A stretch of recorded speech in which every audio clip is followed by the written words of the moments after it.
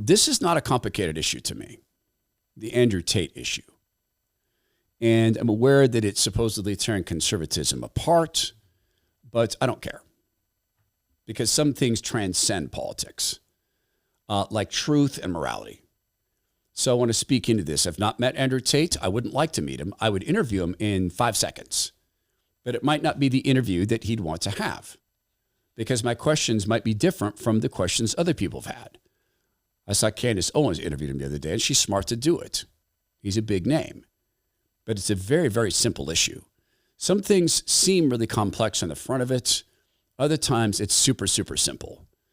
The complexity of our bodies can make things seem really, really, really hard to explain sometimes. So I'm going to do my very, very best to explain a single stem cell. So if you take a stem cell that's in your body, how old is that stem cell? Well, if that stem cell was made when you were born, that stem cell is however old you are. Stem cells get building roles assigned to them. So where they appear in the body or at the time of gestation, at the body development, they're assigned a role. So a stem cell might build a heart. A stem cell might build fingernails. Once a stem cell's assigned a role, that's its role. So before being assigned a role, they're packed with building capability, but they haven't been told what to build. So if you look at 42 million of them, they're sitting there freaking out like, we're just ready to build stuff. Just tell us what to build. What are we supposed to build? If they've already been assigned that role, they have some things they can do for you, like reducing inflammation. In the United States of America, if you get stem cell treatment, in all likelihood, what you're getting is your own stem cells taken out of your bone marrow and deployed to, say, a wound, maybe in a rotator cuff surgery or a back surgery, and it does a decent job of reducing inflammation. Right? My surgeon has done this for me twice. The stem cells from placenta cords and umbilical cords and placentas, on the other hand, they're packed with building capabilities. They don't have a role assigned. So that single stem cell inserted into your shoulder or your back or your wrist where you've got carpal tunnel, or your hands where you have debilitating arthritis, first thing it does is clean up the building site. So 42 million of them in my right shoulder cleaned up the building site. That is, it just destroyed the inflammation. Once the inflammation was destroyed and the building site was cleared out, it got to building. 42 million cells rebuilding tendon and muscle in my shoulder. And in short order, I had my push-ups and pull-ups back in 8 weeks versus 48 with my left shoulder, and my left shoulder still ain't good. Same surgery, far different outcome.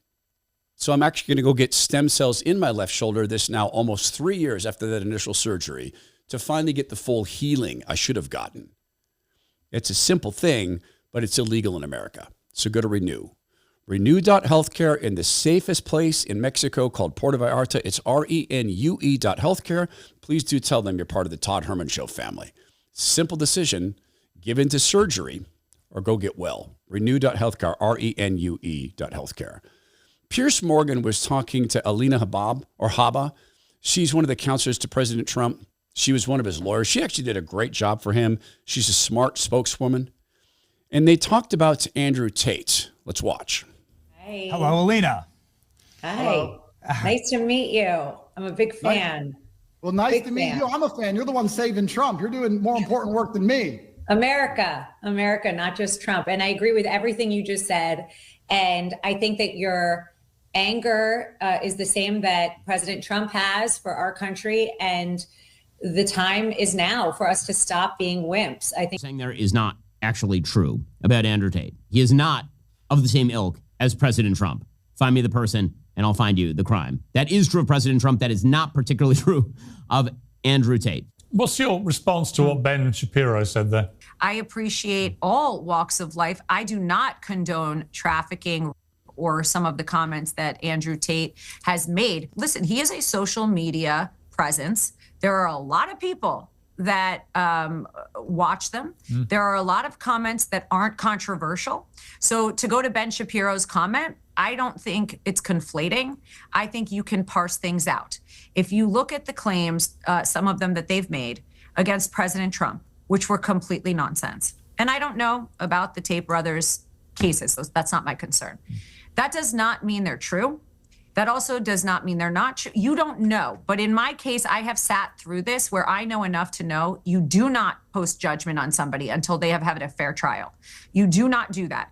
And more importantly, if anybody wants to deny the fact that they have a very strong social media presence, then feel free to attack me. But I don't really care, frankly, because there is something called free speech. And I can tell you single-handedly that as much hate and anger as people had, I think they're conflating issues. I don't condone some of the things that he has been told, that he's currently under investigation for. I don't condone them, but I also recognize fully that we have broken systems in many countries. And I also condone the fact that you are allowed to speak for yourself. You're allowed to speak freely. And that's what I stand for. And I stand with that with President Trump. So no one says he doesn't have a social media presence. It's a really ridiculously disappointing thing to see not a spokesperson, but a counselor to President Trump refuse to answer the question. She respects all walks of life. I don't. I don't respect a walk of life that involves trafficking people at all, for any reason. I don't respect all walks of life, and nor do you. You don't respect the walk of life of a cartel head. You fought to put a guy in office who promised to end that, and he is. You don't respect all walks of life. You don't respect Mockingbird media members who lie. I don't either. This is a very simple thing. What are the things that Andrew Tate has said? This is a very simple matter. Forget the trial. I don't know enough about the justice system in Turkey to know if anything was fair. But let's go through some things that we can know. This is a great piece from the Free Press, written from an actual conservative perspective. So here's some things that Andrew Tate has apparently done. He has apparently bragged about trafficking women. He apparently called his sex business a total scam that he got away with.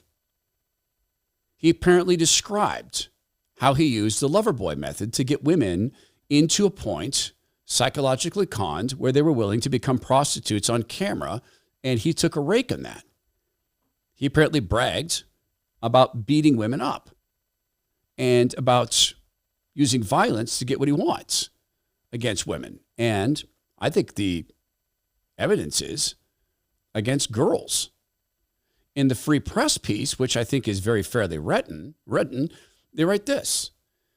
When the private jet carrying the Tates, his brother came with him, first landed in Fort Lauderdale from Romania last Thursday. They received probably a Romanian Justice Department, not Turkey. See, I said I didn't know enough. They received news that Florida Governor Ron DeSantis denounced the Tate brothers and said they weren't welcome in the state. DeSantis added that Florida Attorney General was examining whether the state has jurisdiction to prosecute Tate. This made Tate furious. He said that the state of Florida is a communist state. Do you believe the state of Florida is a communist state? No. No one does. He also went after Megyn Kelly because Megyn Kelly had said that she is not a fan of Tate doing a speech on Twitter-X to a young Republican group. And here's some of the things that Tate said. In the conservative world, an accusation is the same as a conviction. Tate said that people who criticize him sound like a girl. It's gay. That's a very grown-up statement. Then he went on to say this about American conservatives, and he was on a podcast with a guy. I've not seen his podcast. I'm sure it's a very good podcast. Patrick Bet-David's podcast. So he got a big get. Good job. He talked about American conservatives. They're a pastor. They live in Nebraska. They married their first love. They have a white picket fence and they go to church every Sunday. Great. Good for you. Guess what? Most men in the world don't care what you say because there's no light without darkness. And I have enough dark to bring the light. Wow. You have enough dark to bring the light. No, you don't. God is light, and in him there's no darkness at all. You don't have any power to bring God. There is a being who is masquerading as an angel of light. And sometimes he's brought false light. Oh, but there is this. Andrew Tate also recently became a Muslim. Interesting. A faith where it's okay to rape women. and to beat women. Does it strike you at all as megalomaniacal to say, I have enough dark to bring the light? This is a guy who's apparently bragged about beating women. This is a guy who very evidently, looking at his business model, it was sex trafficking. It's a very simple thing. Andrew Tate allows great evil to be done through him. He's unrepentant. He practices a false faith, a satanic faith that seems to me to be something that is convenient for him, a place to hide, as it were. And then he uses ridiculous tropes like all conservatives are just living in Nebraska. They married their first love. All of a way of creating a false duality. The false, unreachable, perfect nature of the Nebraska pastor versus the perfect darkness of Andrew Tate, who's been imbued with an incredible power that he, Andrew Tate, himself can bring the light. You will know them by their fruits. Violence, sexual exploitation, unrepentant pride, turning to a false faith. Are these the fruits of someone who belongs anywhere near the levers of power? One of the big questions has been, since he's apparently a very good friend of Donald Trump Jr., did President Trump have anything to do with lifting his travel ban to come into the United States? I hope not.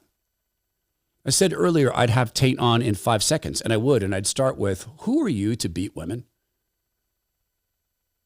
You know that some of those women were probably daughters of the Lord, adopted into the family of the Lord Jesus, and you were beating God's daughters? Who are you to do that? And incidentally, Andrew, tell me about your repentance. And incidentally, while we're on the topic, why did you choose Islam over Christianity? Because I've got a theory in that. I don't think you'd fit in Christianity. After all, you just said you have enough darkness to bring the light. And I would tell you, God, who is light, would absolutely disagree. It's pretty simple. He doesn't belong anywhere near the levels of power. And until he allows or stops allowing evil to be done through him, I don't think he belongs anywhere near polite society. I think it's simple.